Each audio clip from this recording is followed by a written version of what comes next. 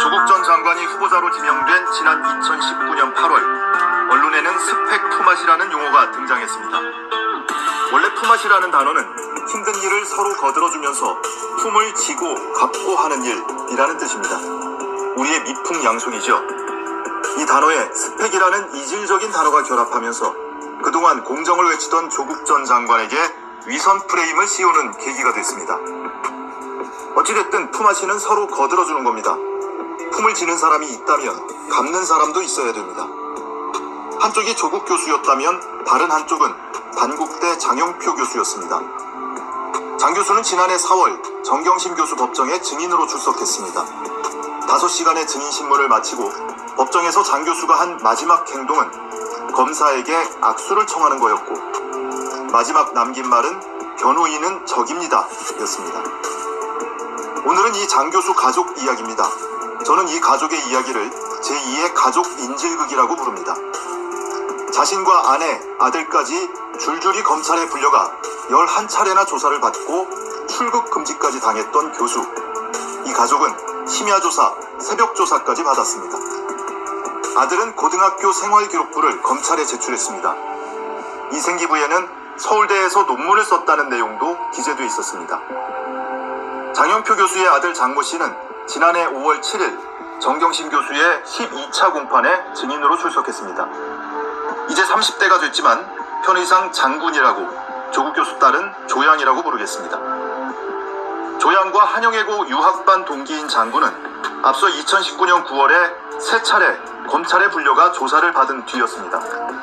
장군은 검찰 조사 당시 잘못 진술하면 위증으로 처벌받을 수 있다는 경고를 받았고, 법정에서 조국 교수 딸의 인턴십 확인서는 거짓이라는 검찰의 신문에 순순히 수긍했습니다. 그리고 자신과 조양이 참여했던 서울대 공익인권법센터 인턴 활동과 국제학술대회 세미나에 대해서 증언했습니다. 장군은 자신이 참가했던 10년 전 서울대 공익인권법센터 인턴 활동을 부정했습니다. 딱 한 차례 세미나에 참석한 것 외에는 별다른 활동을 한 적이 없다는 겁니다. 그리고 이 세미나에서 조양은 본 적이 없다고 했습니다. 검찰 조사 당시 조양이 받은 인턴십 확인서를 보고는 거짓이라고 했습니다. 영어로 진행된 세미나에서 중국어로 발표한 사람이 있었다는 말은 장군의 기억력에 신뢰감을 더해줬습니다. 장군은 이렇게 거침없이 답변을 이어가다가도 일부 대목에서는 검찰에서의 진술을 바꿨습니다. 한영애고에서 조양과 함께 활동했던 인권 동아리에 대해서 검찰 조사 당시에는 스펙을 만들기 위해서 이름만 걸어둔 거라고 하다가 법정에서는 5명 정도가 회원이었고 모여서 콘서트 같은 것도 했다라고 말을 바꿨습니다. 하지만 대부분 검찰이 유도하는 방향대로 증언을 이어갔습니다. 요약하자면 한영애고 인권 동아리에서 조양이 한 일은 전혀 기억이 없고, 서울대 공익인권법센터 인턴은 아무것도 한 일이 없으며, 그 일환으로 참석했던 세미나에는 자신만 참석했고 조양은 참석하지 않았다는 겁니다. 이렇게 거침없이 증언을 하던 장군이 흔들리기 시작한 건 자신의 진술과 다른 객관적 물증이 나오면서부터입니다. 특히 조양의 활동을 뒷받침하는 내용에 대해서는 대부분 모른다, 기억나지 않는다며 부인했습니다. 장군은 한영애고 2학년 때인 2008년 7월 조국 교수에게 이메일 한 통을 보냅니다. 선생님 안녕하세요. 조양과 같은 반 친구인 장모모입니다. 라고 시작하는 메일입니다. 작년에 진로 탐색 강의를 해주셨을 때 뵙고는 이렇게 감히 메일을 올립니다. 그 강의 때 법 체계에 대한 청사진을 알기 쉽게 제시하여 주셔서 무척 도움이 되었습니다. 이를 계기로 제가 선생님께 가서 인턴십을 할 수 있도록 정중히 부탁드리고 싶습니다. 라며 조국 교수에게 인턴 기회를 달라고 부탁합니다. 이후 석 달 뒤 조국 교수가 장군과 자신의 딸인 조양에게 동시에 이메일을 보냅니다. 그 사이에 몇 차례 연락을 주고받았던 듯 조국 교수는 2008년 겨울방학 계획이라는 제목의 이메일을 통해서 두 학생에게 겨울방학에 동아리 활동을 하라고 주문합니다. 구체적으로는 사형 폐지 운동과 탈북 청소년 돕기 운동을 제안합니다. 그리고 이를 위해 어떻게 하면 될지 세세하게 일러준 다음 내년 상반기에 아시아 지역 사형 현황에 대한 국제 심포지움을 개최할 거라며 여기에 두 사람이 인턴십 활동을 하도록 해주겠다고 밝혔습니다. 하지만 장군은 조국 교수가 보내온 이 메일은 물론 석 달 전 자신이 처음 보낸 메일에 대해서도 기억나지 않는다고 증언했습니다. 조국 교수는 그 사이에 두 학생에게 세계 인권 선언문을 읽고 감상문을 제출하라고 지도합니다. 당연히 장군도 감상문을 써서 보냈고 내 의견을 좀 더 넣었으면 좋겠다라는 조국 교수의 조언도 받았습니다. 하지만 장군은 이 감상문을 자신이 쓴 건 맞지만 왜 썼는지는 기억이 안 난다. 더구나 인권 동아리 활동의 일환도 아니라고 애써 주장했습니다. 인권 동아리 차원에서 탈북 청소년이 다니는 학교에서 자선 활동을 했던 것도 장군은 기억나지 않는다고 했습니다. 한영예고 관현악단이 공연을 했던 것도, 조양이 드럼 연주를 했던 것도 장군의 기억은 오락가락했습니다. 그런 장군의 생활기록부에는 이 학교에서의 자선 활동을 위해 기획 공연을 준비했다는 내용이 적혀 있었습니다. 3학년이 되던 해에는 조국 교수가 말했던 대로 서울대 공익인권법센터에서 국제학술대회가 열렸습니다. 동북아시아의 사형 제도를 주제로 한 것도 조국 교수가 메일에서 미리 알려준 그대로였습니다. 장군은 자신이 이 세미나에 참석했다고 합니다. 하지만 조양은 못 봤다고 합니다. 세미나에서 발표를 했던 교수도, 행사 준비를 책임졌던 공익인권법센터 사무국장도, 그리고 행사 진행을 도왔던 로스쿨 학생도 조양을 보고 대화도 나눴다고 증언했지만 장군은 본 적이 없다고 합니다. 하지만 정작 세미나가 진행된 4시간 내내 참석을 했다는 장군의 모습은 당시 사진이나 영상, 방명록 등 어디에도 남아있지 않습니다. 장군은 2019년 9월 4일과 5일 그리고 18일까지 모두 3차례 검찰 조사를 받았습니다. 처음 출석하던 날은 다음날 새벽 3시 반까지 14시간이 넘는 철야 조사를 받았고, 바로 직후에 자신의 고등학교 생활기록부를 떼다가 검찰에 제출하고 두 번째 조사를 받았습니다.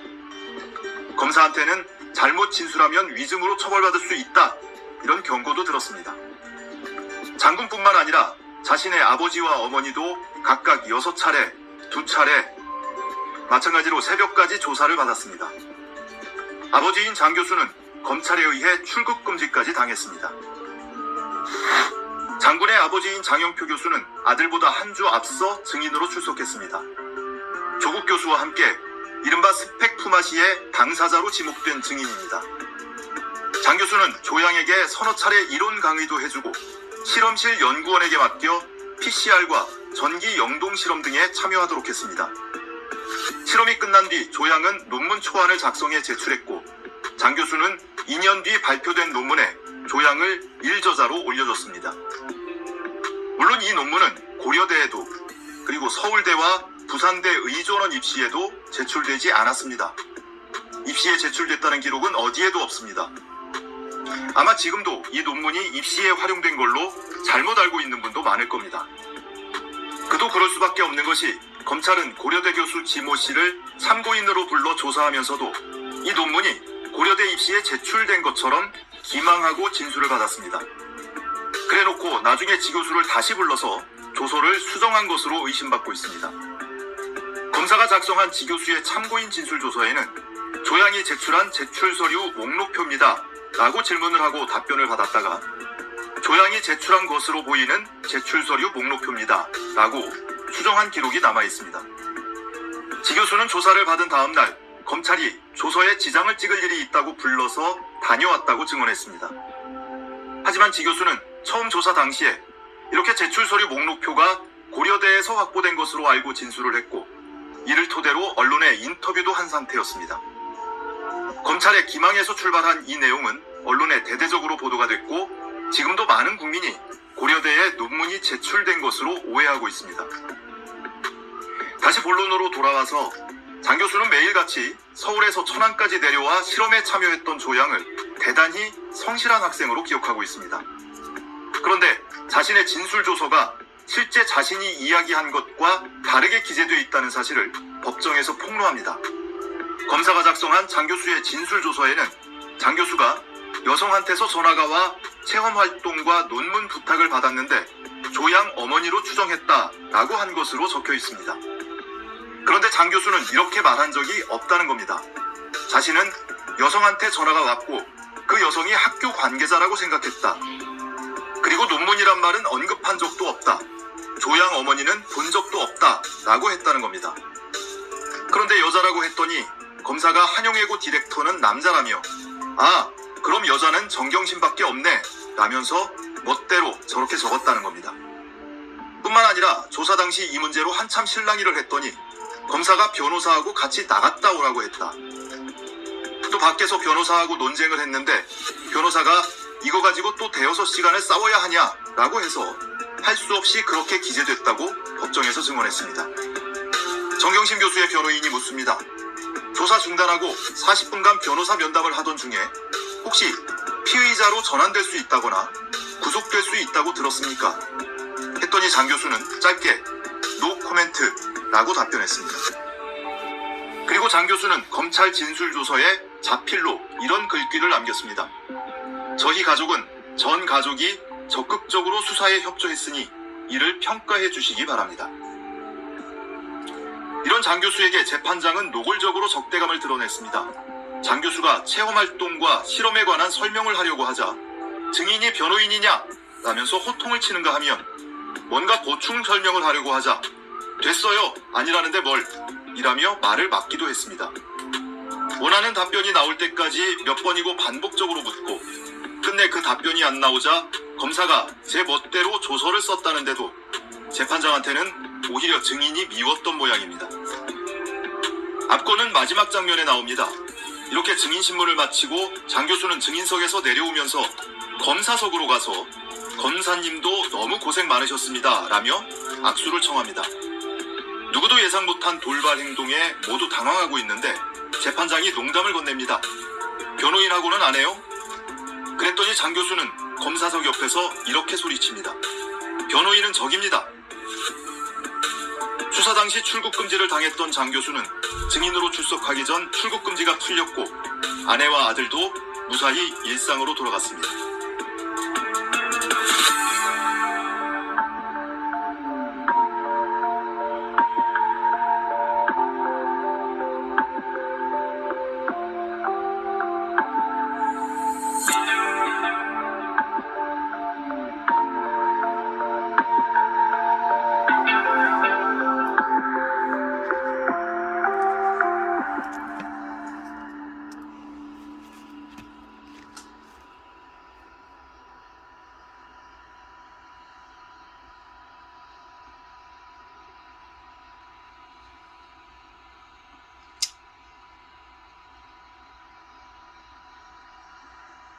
네. 예, 이 동영상을 시청하는 게 아니에요. 눈이 아파서 그냥 저기요 청취하는 거예요. 지금도 저는 눈을 끌 수가 없어요. 지금이 아마 4시 안 됐을 거예요. 작은 글씨는 보이지를 않으니까 3시 54분.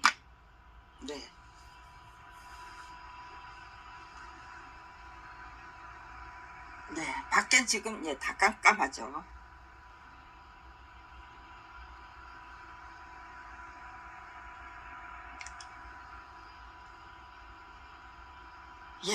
이 동영상을 저기에요. 청취하면서 민주당 의원님들 다 모아놓고 저기에요.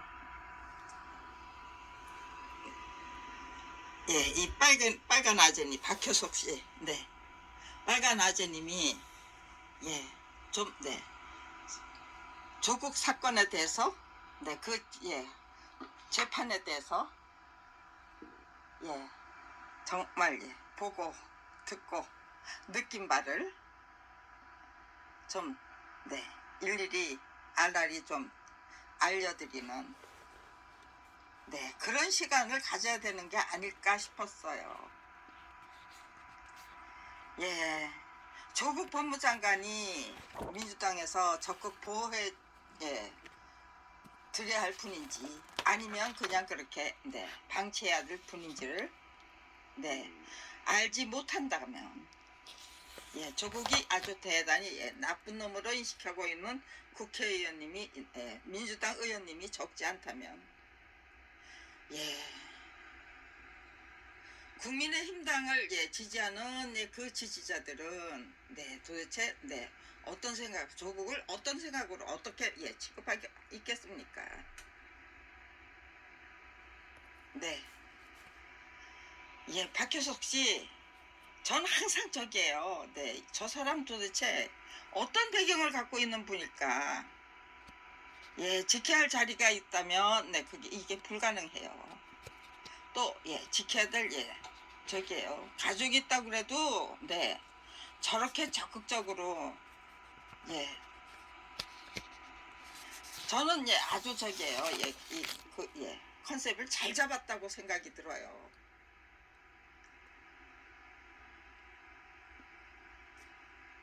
네, 저기에요. 네, 철저히 방청을 해보면 재판을 방청해보면 예 어떤 수사가 예 이루어졌을 것인지 충분히 짐작할 수 있죠.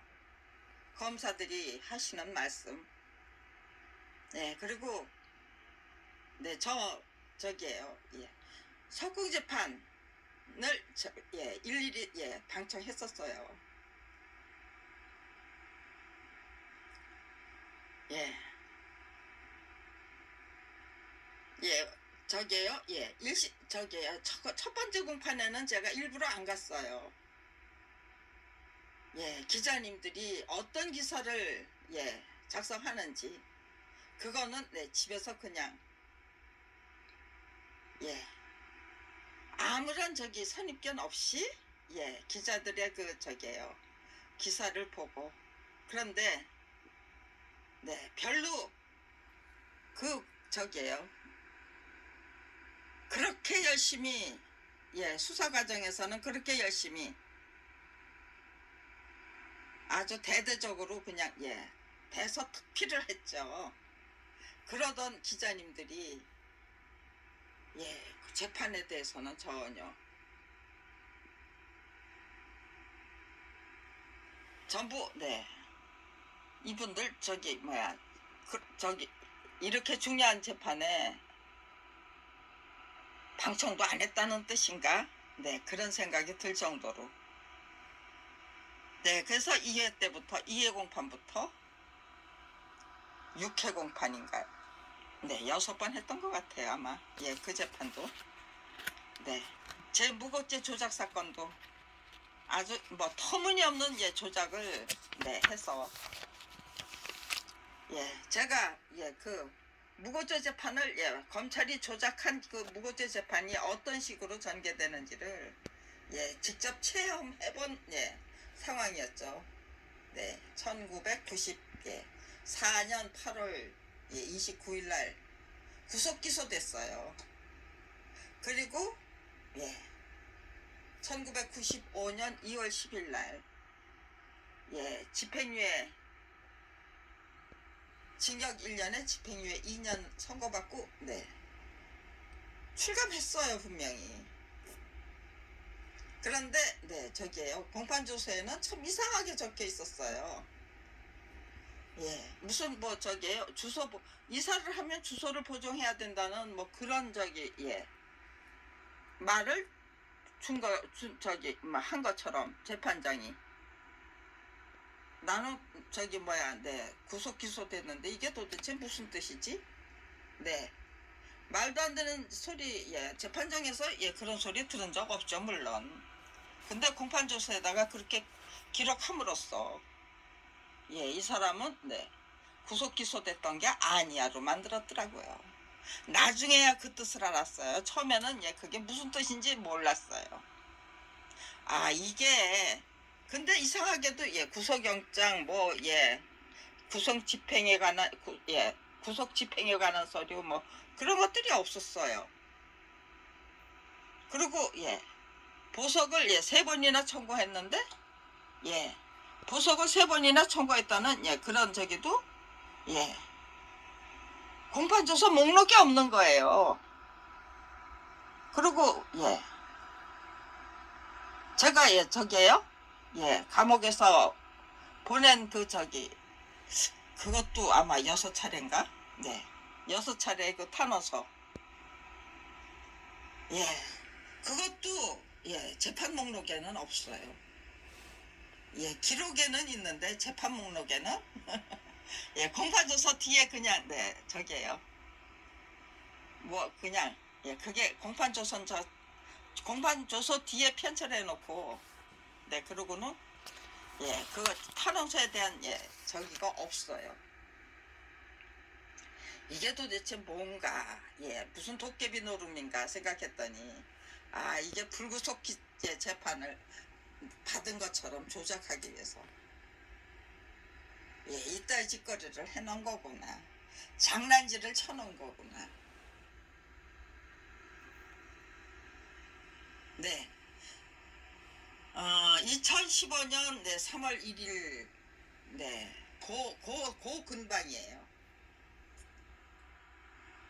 네, 그 직전에 예, 저희 집에서 전부 저기에요. 예, 사건 소리가 깨끗하게 다 사라졌던 일이 있었어요. 그래서 네, 기가 막히더라고요. 근데 네, 그 한참 있다가 보니까 예, 그게 예, 일부는 되돌려졌어요. 그래서 예, 그 되돌려진 서류를 보다가 보니까 예, 저기가 없는 거예요. 무고죄 그 저기가 없고 공판조서가 없어요. 네. 그리고 예, 그 제가 만들었던 책에다가 예, 불구속 재판 예, 구속 재판을 불구속 재판으로 예, 조작하는 방법이 예, 그런 이런 식이다 하고 그 예, 저기에요. 목록을 예, 공판조서 목록을 네, 저기에요. 소개했던 일이 있어요. 예, 거기서 예, 그 저기 그것도 사라졌어요. 그러니까 제가 만든 책에 네, 소개했던 네, 그것도 예, 저기 했어요.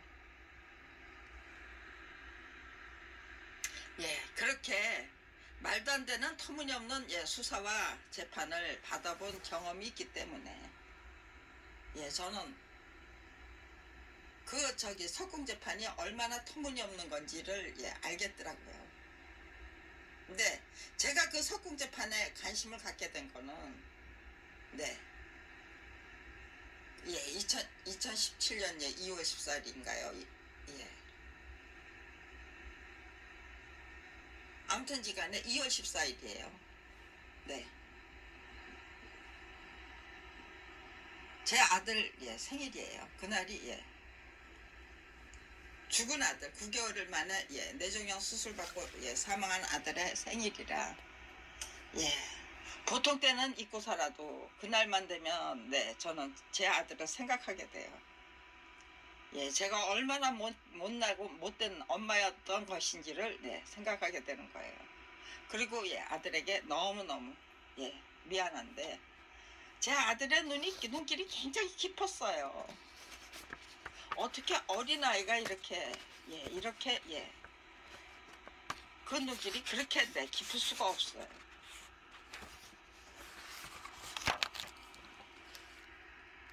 항상 제 아들의 눈길을 생각하게 되는 거예요.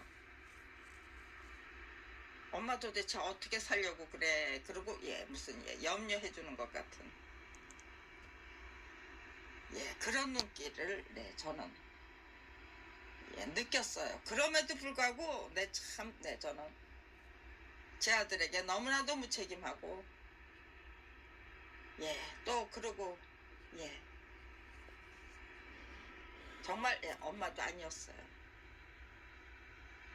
예, 두려움을 갖게 되고 너무나도 기구하고 네, 예, 뇌종양이라는 그 저기 진단에 두려움을 갖게 되고 그거가 싫다고 네, 그 뇌종양이 싫다고 예, 부인을 하면 그러면 예, 제 아들을 부인하게 되는 거더라고요. 엄마가 뇌종양에 걸린 아들을 따뜻하게 품어야죠. 정말 살려주세요 살려주세요 하고 기도해야 돼요. 그래야만 최선을 다할 수 있어요.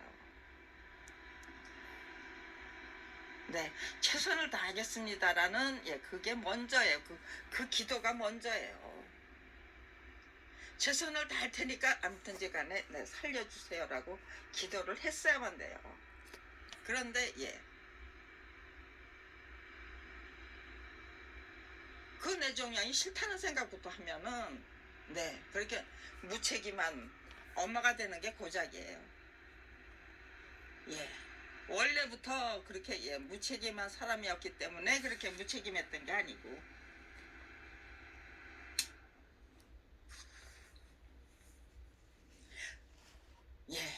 그 뇌종양이라는 거에 대해서 두려움을 갖고 그리고 왜 하필이면 나를 갖다 이렇게 힘들게 하십니까? 전지전능하신 하나님에게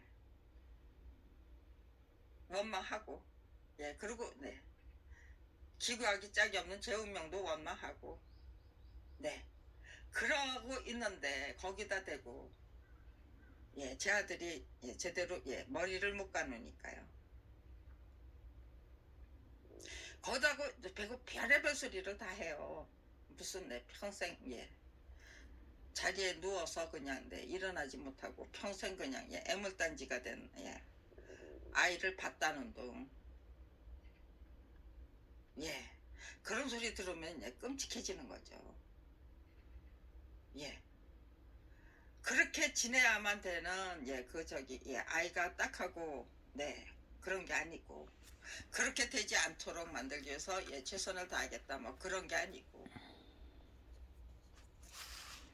불평분한 빠지면은요 정말 한심하기 짝이 없는 사람을 인간으로 전락하고 말아요.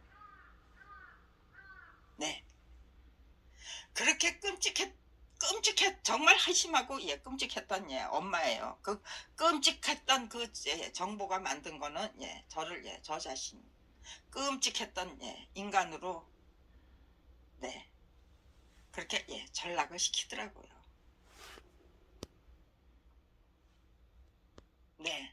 그런 죄를 이미 지어봤기 때문에 1987년 8월 제 딸 한테 저기에요. 악성 뇌수종이래요. 두뇌는 더 이상 성장할 수 없고 수명은 10년도 장담하기 어렵고 그런데 그 무엇보다도 염려되는 거는 10년도 못 살 아이가 신경마비가 올 수 있다는 거예요. 뇌압이 상승하면. 저는 그 뇌압 상승에다가 주목했던 거예요. 뇌압이 오르지 않게 하려면 제 딸의 뇌압이 오르지 않게 하려면 스트레스 주면 안 되죠. 그냥 여왕마마처럼 떠받들어 모시자. 10년도 못 산다는 아이한테 스트레스 줄 게 없죠. 공부하라고 할 것도 없고 그냥 사는 날까지 행복하게 살다가 편안하게 살다가 갈 수 있도록 엄마의 입장에서 최선을 다하겠다. 그러니까요. 그때부터 제 기도 제 아들을 통해서 아들을 보면서 하던 그 기도와 아들을 보면서 하던 기도는 데려가 주십시오였어요. 차라리 데려가 주십시오라고 기도해야만 했어요. 근데 제 딸을 보면서 했던 기도는 언제든지 사는 날까지 편안하게 살도록 도와주시고 보호해주십시오. 아무튼지 엄마로서 최선을 다하겠습니다. 끝까지 살려달라는 그런 기도가 아니에요.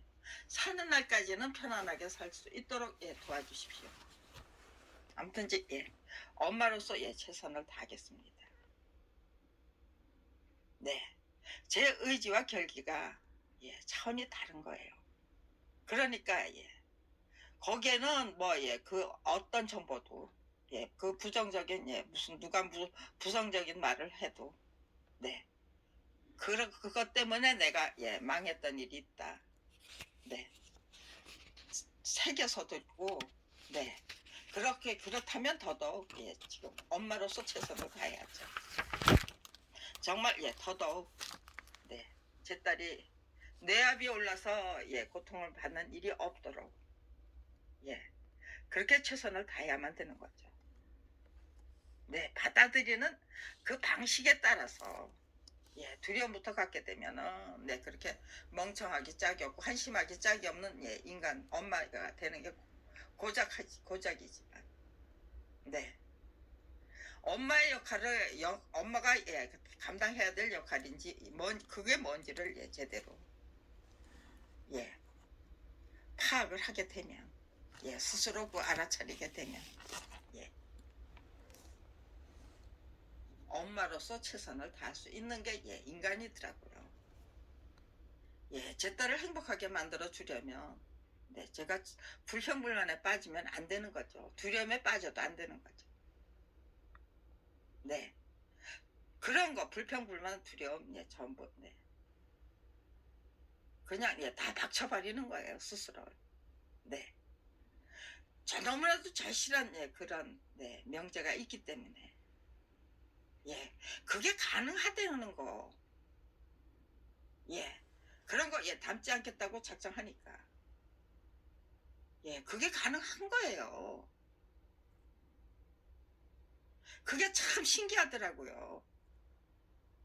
그리고 내 딸을 행복하게 만들려면 나 자신부터 행복해져야 되는 거구나. 그런 걸 느끼겠더라고요. 그러니까요. 그런데 제 딸이 너무나도 순진무구하고 천진난만한 게 여왕마마처럼 떠받들어 들으니까 너무너무 이쁜 거예요. 그 재롱이 말도 못해요.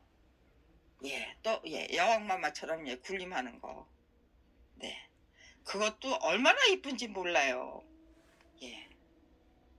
사랑하겠다, 보듬어 드리겠다, 여왕마마처럼 떠받들어 드리겠다. 그러니까 모든 게 다 이쁘게 보여요. 정말 땡깡 부리는 것 같지도 이쁘죠. 여왕마마로 군림하는 그 모습도 이쁘고 어떻게 하면 엄마를 제대로 부려먹을 건지 그런 것도 스스로 생각해서 제대로 군림하더라고요. 아주 카리스마가 말도 못해요. 그 쬐끄만 녀석이.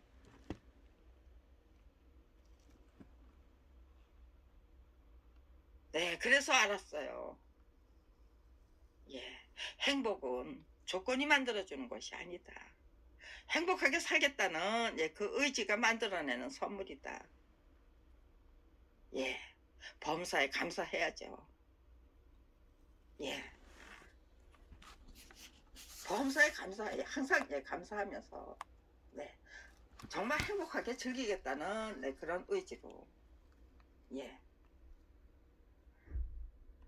제 딸이 만들어주는 그 재롱도 재밌었지만 그게 전부 이뻐 보인다는 거 그렇게 즐길 수 있다는 거, 그 상황에서도 아이의 재롱을 즐길 수 있다는 거 그때 제가 생각했던 거는 흥부와 놀부예요.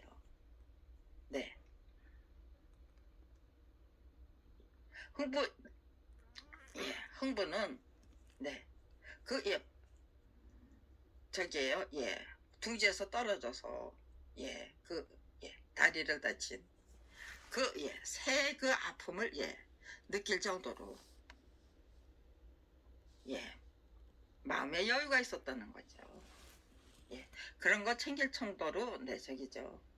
세심하고 유심히 모든 거를 관찰하고 보듬는 그런 강당이라는 뜻이죠. 불평불만에 빠져서 살 때는 전혀 보이지 않던 것들이 정말 범사에 감사하면서 배하여고가 기독교 감리교 개통학교예요. 배하여고에 다닐 때는 그 강당에 범사에 감사하라는 족자가 있었어요. 또 하나는 뭐든가 그건 생각이 안 나요. 양쪽에 강당 양쪽에 그 족자를 이렇게 길게 늘어뜨려 놨었어요. 근데 강당에 들어가면은 그 족자를 쳐다보면서 도대체 감사할 게 있어야지 감사했죠. 도대체 뭘 감사하라는 겁니까 하고 제가 알았었어요. 저 혼자 항상 그 족자를 보면서 하나님한테 시비를 거는 게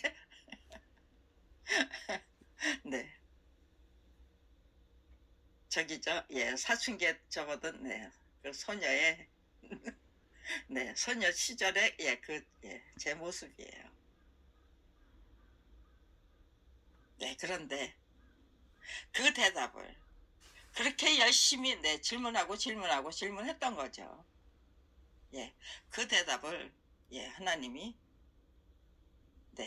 제 딸을 발달장애는 저기고 악성뇌수종에 걸린 시한부 인생을 만들어서 대답해 주신 거예요. 답을 주신 거예요. 상황이 어려울수록 더더욱 감사해야만 된다. 그렇게 흥부처럼 그렇게 모든 것을 다 그냥 어린 제비 새끼의 아픔도 그렇게 보듬을 수 있을 정도로 마음이 커야 되죠. 넉넉해야만 되죠. 그 마음에 그 넉넉한 마음보가 그 복을 갖다 주는 거잖아요.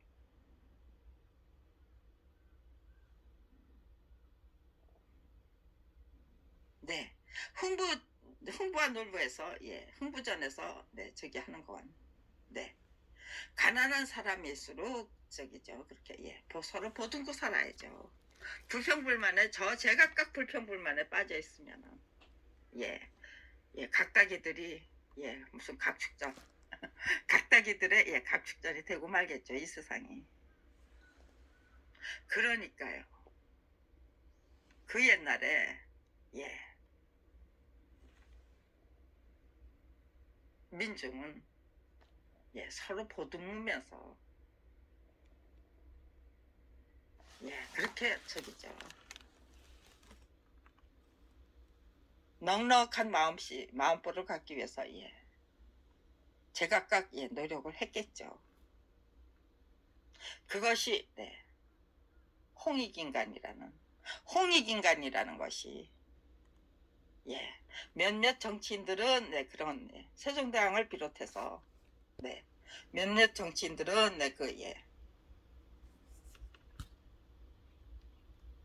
홍익인간을 위해서 애를 쓰셨겠지만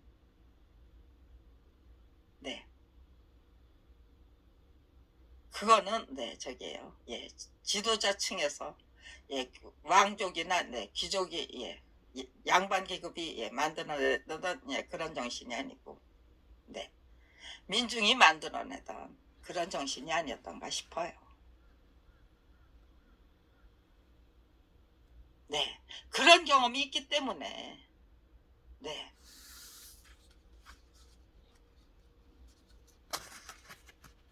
저기에요. 그것이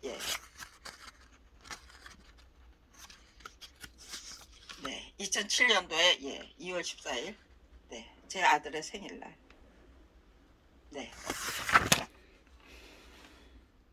저기에요. 그 뭐야 소방관이 작성한 그 일지에 박홍우 부장판사의 그 예, 상처가 0.5cm 정도의 그 예, 창상이라고 적혀 있다는 거예요. 소방일지에. 예, 구급일지에.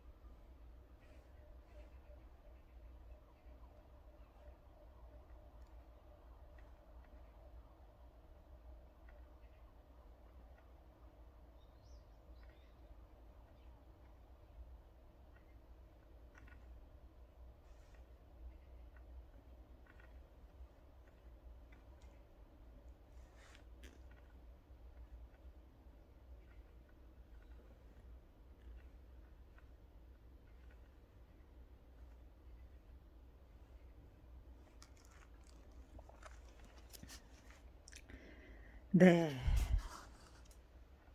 이렇게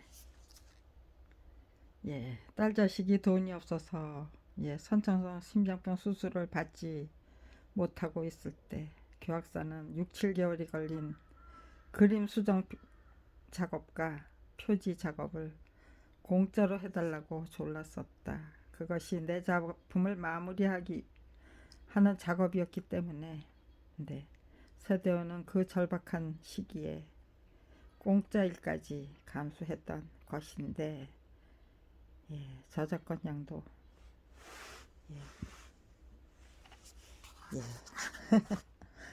단식 투쟁을 하면서 저기요 지문 다 갖다가 서울 서초동 법조거리 거기다 그냥 다 버리고 왔어요. 그냥 이렇게 거기도 이렇게 저기예요. 이게 거기도 이렇게 전부 대저보를 잔뜩 붙여가지고 거기다 버리고 왔어요. 정말 사생결판 하려고 작정하고 나섰던 거예요.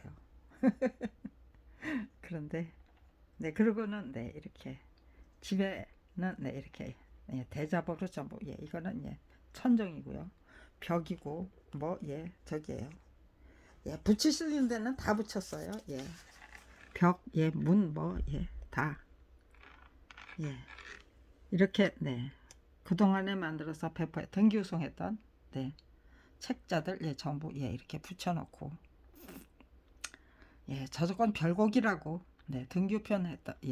등기 언론계에 등기로 발송한 저작권 별곡도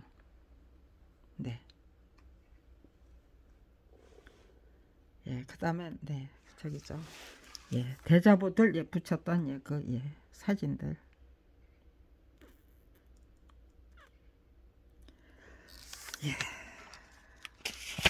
36일 동안 아무튼지 간에요. 정직한 노력은 후회를 안 났습니다. 정직하게 노력하고 정말 죽기를 작정한 거예요. 쐐기를 박자. 그리고 그거를 검찰 무결점주의, 권력 무책임주의, 사법 무결점주의, 터무니없는 명령에 무조건 굴복하라는 상명하복제도, 검사동일체 원칙 그런 거에 쐐기를 박고 싶어서 확실히 정말 거국적인 차원에서 과감하게 뽀개버릴 수 있도록 쐐기를 박아드려야만 뽀개드릴 수 있는 거죠. 뽀개버릴 수 있는 거죠.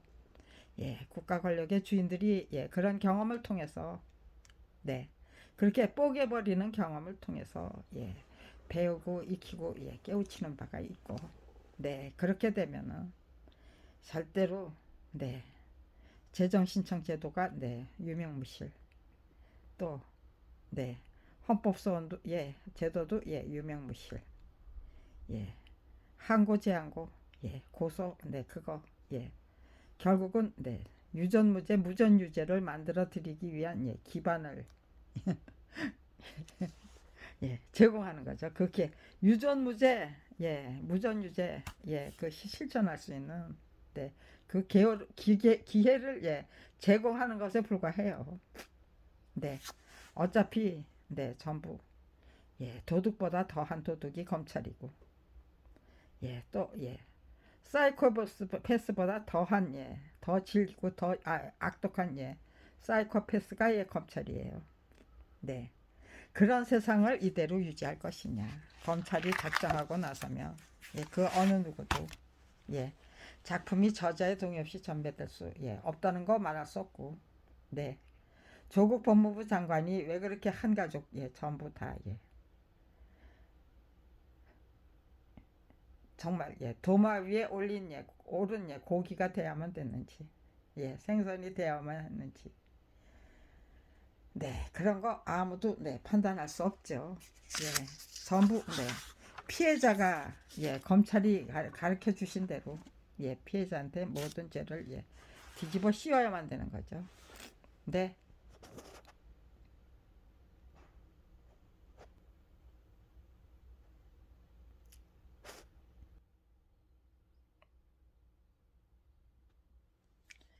예.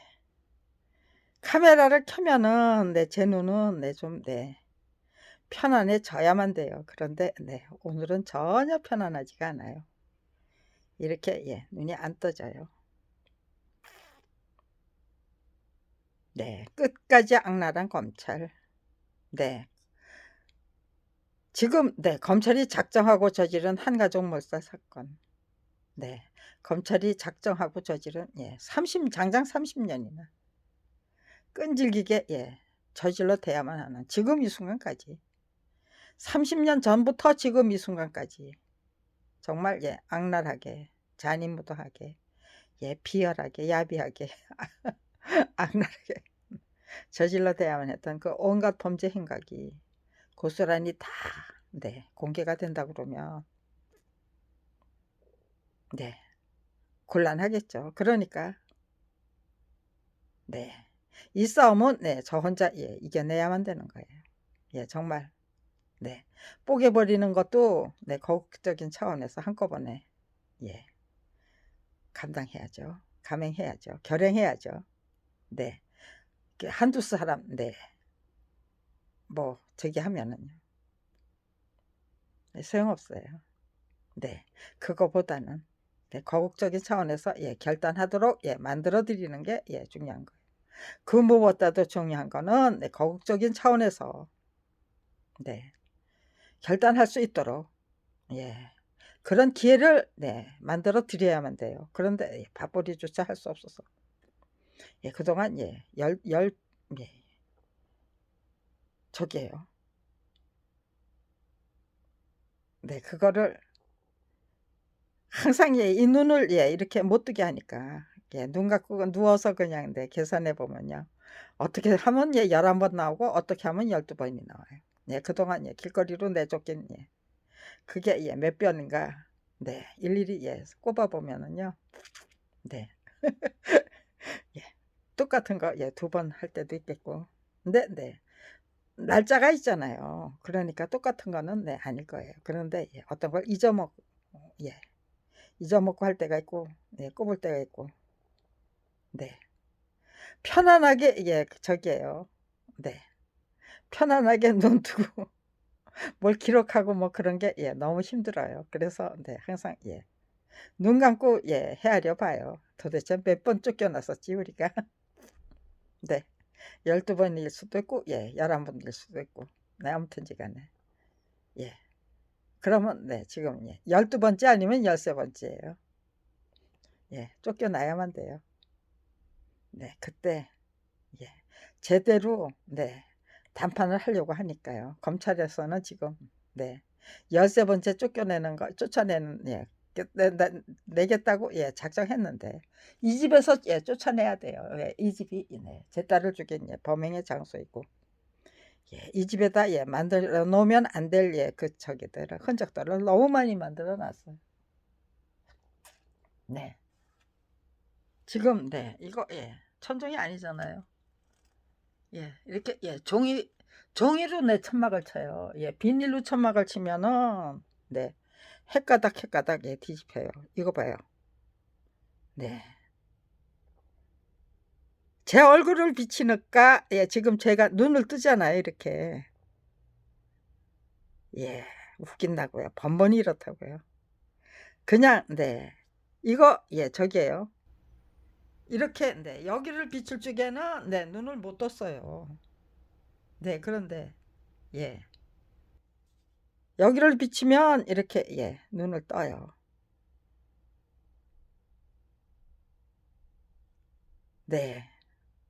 그러니까 끝까지 나 혼자 이겨내야만 했던 검찰이죠. 끝까지 나 혼자 이겨내야만 했던 검찰이에요. 뭐 시시한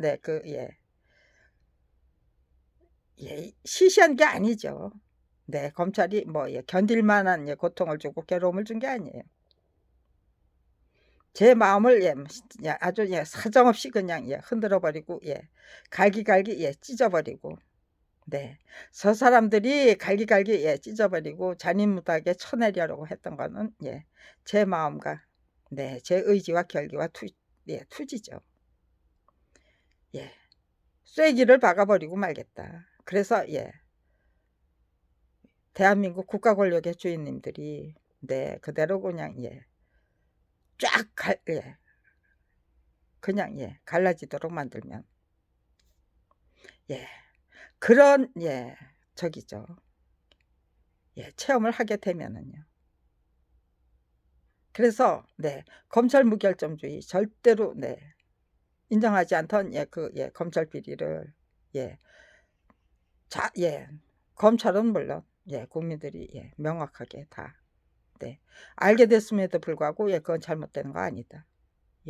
작품은 저자의 동의 없이 전매될 수 있다고 우겨댔던 게 직권남용 아니었다. 그리고 우겨댈 수 있나요? 우겨댈 수 있는지 없는지 직접 확인해 보시면 되는 거죠. 그거 그런 거 확인 시켜드리지 못하고 제가 검찰에게 살해 당해야 된다면 30년 지나도록 정말 얼마나 지극정성을 다했는지 이제부터 제대로 소개하려고 하는 거예요. 얼마나 지극정성을 다했는가. 30년 동안 그거 제대로 소개해야죠. 그럼에도 불구하고 그런 기회를 제공할 수 없다면 그거는 제가 검찰에 의해서 살해당하고야 말았다는 그런 뜻이 될 거예요. 제가 살아있는 한 절대로 그리고 지금 이 순간 길바닥으로 내쫓겨야 되기 때문에 죽음의 자유를 죽음의 자유를 주십시오 하고 국가 권력의 주인님들에게 직접 청구하려고 그래요. 작품이 저자의 동의 없이 전매될 수 있는지 없는지 아직도 그걸 제대로 판단할 수 없는 그런 세상을 살아 유지해야만 됩니까? 마지막 심판은 국민의 몫입니다. 마지막 심판은 국민의 몫이에요. 틀린 건 틀렸다고 말했을 때 그게 사법정의와 사회정의가 지켜질 수 있는 거예요. 그런데 틀렸는지 잘못된 건지 뭐 제대로 된 건지 난 몰라. 관심 갖고 싶지 않아. 네가 알아서 해. 그러면은 제 아무리 희생하고 헌신하려고 해도 할 수가 없는 거죠. 제 아무리 명확한 판단을 이끌어내려고 해도 할 수가 없는 거죠. 그럴 때는 정말 각성과 분발을 확실히 만들어 드리기 위해서 죽음의 자유를 주십시오라고 당당하게 청구하고야 말겠다예요. 그런 계획이 있기 때문에 30년을 한결같이 지극정성을 다했던 거지. 검찰의 처분에 맡기고 뭐 정치권의 처분에 맡기고 뭐 언론의 처분에 맡기고 그런 그런 길밖에 없다고 생각했으면 절대로 30년이나 지극정성 못했어요.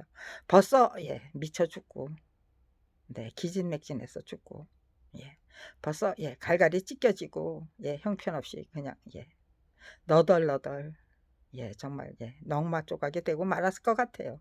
제 마음도 몸도 전부. 그러다가 기진맥진 자살을 하거나 뭐 그러고 말았을 것 같아요. 그런 꼬꾸락서니로 제가 저 자신을 몰고 가지 않으려고 정말 용기를 내야 할 때 겁이 날 때 용기를 내야만 했죠. 그리고 두려워서 멍청해질 때 아서라 마서라 제가 저한테 단호하게 제가 저를 나무라면서 이렇게 세워야만 했죠. 그런 작업이 한 10년 15년 지나니까요. 그 다음에 자동적으로 그게 저의 습성이 되고 습관이 되더라고요. 네, 아주 좋은 정말 기막힌 습성과 습관을 검찰 덕분에 기르고 성장하면서 제 안목과 식견이 높아지더라고요. 제 인격과 인품이 스스로 자제하고 스스로 설득하고 저 자신을 설복해야죠. 그렇게 이론적으로 그렇게 노력하다 보니까요. 정말 수렁 속에서 청천연꽃이 피어나는 이유를 알겠더라고요. 그 청천연꽃에서 수렁에서 저만 꽃 한 송이 피우는 게 아니고 제각각의 국민들이 제각각 자기 자신의 그 연꽃을 피운다는 얼마나 아름다운 장관이 되겠습니까? 문화라는 게 뭐예요? 이 비정상적인 풍토에서 우리가 각성하고 분발하면 어떤 풍토를 만들어낼 수 있는 겁니까? 어떤 문화를 만들어낼 수 있는 겁니까? 생각하면 단순하게 생각했어요. 이게 나한테 너무나도 유리하고 유익하고 저 자신이 유능해지는 길인데 제각각 한 가지씩 맡아서 감당하면 제각각 유능하고 유익해지고 유리해지고 유능하고 유익하고 유리한 삶을 살아내는 방식 그것이 보편타당한 진리로 구축이 된다면 인간의 정신문명 역시 발전을 거듭하면서 과학문명을 제대로 이끌어가는 정신문명 그런 등식이 성립된다면 그런 등식이 성립되도록 만들어야만 한다는 그 의지와 결기를 갖게 돼야죠. 그래야만 제4차 산업혁명 시대를 정말 지혜롭게 용기롭게 용감하게 이끌고 갈 수 있는 거겠죠. 인간의 정신문명이 그런 세상을 꿈꾸지 못한다면 악인들이 판치는 세상이 이대로 계속된다면 제4차 산업혁명은 더더욱 저기에요. 지저분하고 악랄하고 비열하고 비루하기 짝이 없는 과학문명으로 자린매김되고야 말 거다. 분명히 닥쳐오고야 말 그 미래 분명히 너무나도 명확해요. 과감하게 떨치고 일어나면 아름답고 훌륭한 정신 문명이 이끌고 가는 과학 문명이 되는 거고 지금 이대로 그대로 이대로 그냥 주저앉아서 아무런 용기도 내지 못한다면 인간의 정신 문명은 더더욱 황폐해지고 피폐해지는 것이 고작이다.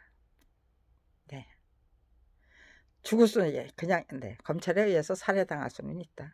그거를 속수무책으로 방치해놓고 그냥 무책임하게 그냥 죽으면은 죽어야 한다면 그러다가 어영부영 저 세상으로 가야 된다면 저는 가서 뭐라고 보고해야 됩니까?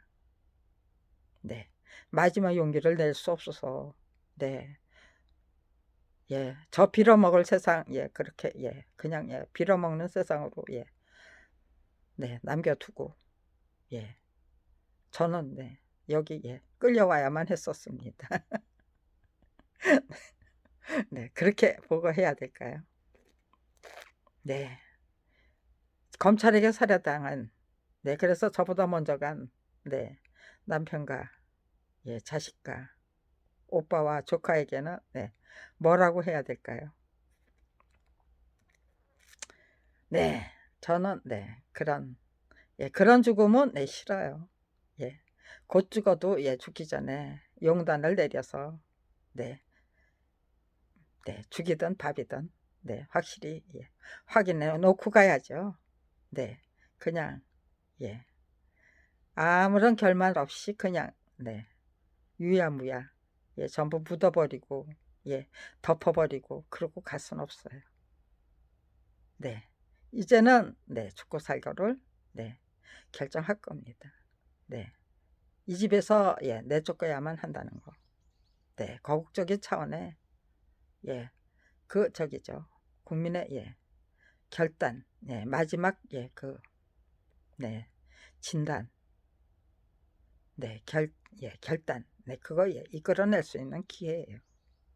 네, 그 기회를 예, 예, 100%, 예, 1000%, 10,000%, 억만 %로 네, 끌어올려서 네, 정말 예, 예, 대한민국 국가 권력 주인님들의 그 예, 용단과 결단을 예, 확실히 예, 이끌어내고야 말겠다. 네, 그 준비를 이끌어내기 위한 준비를 예, 지금 네, 성실하게 예, 계속하고 있는 거예요. 저 자신의 예, 수준과 예, 차원이 높아져야만 제대로 네, 제 통찰력과 예, 제 표현력이 예, 맞아 떨어져야만 제 마음에 흡족한 네, 결론을 창출할 수 있는 거죠. 네, 통찰력은 예, 훨훨 날아다니는데 예, 표현력은 예, 겨우 예, 기는 수준이라면 예, 그게 예, 제 마음에 흡족한 그 저기가 결론을 예, 이끌어낼 수 없잖아요. 네, 검찰하고 싸워서 이기고 예, 국민에게 예, 예, 국민을 향해서 예, 국민을 위한 예, 그런 예, 결단을 예, 이끌어내려고 해도 네, 제 표현력과 제 통찰력이 예, 가지런히 맞아 떨어져야만 네, 제가 원하는 그 예, 정답을 이끌어낼 수 있는 거예요. 그게 부족할 경우는 예, 저 자신의 표현력이 부족할 때는 네, 그게 불가능했기 때문에 30년을 한결같이 네, 표현력과 통찰력을 예, 표현력을 예, 통찰력의 수준으로 이끌어 올리기 위한 노력을 예, 끈질기게 계속해야만 했었습니다. 네, 이거 예, 대단히 중요한 대목이에요. 예, 화를 내고 욕을 하고 그러기 전에 네, 내가 생각하는 네, 그 예, 통찰력과 예, 내가 예, 꿰뚫어 볼 수 있는 예, 그 통찰력과 내가 표현할 수 있는 네, 그 표현력이 예, 맞아 떨어지지 않을 때 예, 스스로 뒤죽박죽이 되잖아요. 네, 성에 차지를 않잖아요. 만족감을 가질 수가 없잖아요. 네, 그래서 어려운 거예요. 예, 그러니까 예, 화가 난다는 거는 네, 그게 맞아 떨어지지 않기 때문에 화가 나는 거예요. 남들이 어떤 행동을 하기 때문에 화가 나는 게 아니고 내 약점을 예, 예, 예, 정확하게 예, 찔러버리면 네, 당황스럽고 네, 그리고 뭐 창피할 수도 있고요. 예, 그리고 예, 그러면서 예, 자기 자신에게 화가 나는 거죠. 그게 예, 맞춰지지 않기 때문에 화가 나는 거예요. 네, 전 그렇게 판단하고 있어요. 네, 아무튼지 간에 예, 이제는 네, 이렇게 네, 거의 다 네, 표현할 수가 있어요. 정확하게 예, 맞아 떨어지고 있기 때문에 네, 이제는 더 이상 예, 그 어떤 방해 공작도 과감하게 물리칠 수가 있는 거예요. 네, 예, 죽일 수 있다면 죽여 보십시오. 네, 그러지 않고는 제 의지 투지 예, 절대로 꺾을 수 없고 네, 저의 그 예, 사상의 결판 의지는 네, 결국 예, 관철되고야 말 것이다. 네, 그렇게 예, 예언이 아니라 장담이죠. 예, 장담하는 거예요. 장담할 수 있는 거예요. 이제는 네, 장담할 수 있습니다. 네, 저는 사생결판을 예, 해버리고 말 겁니다.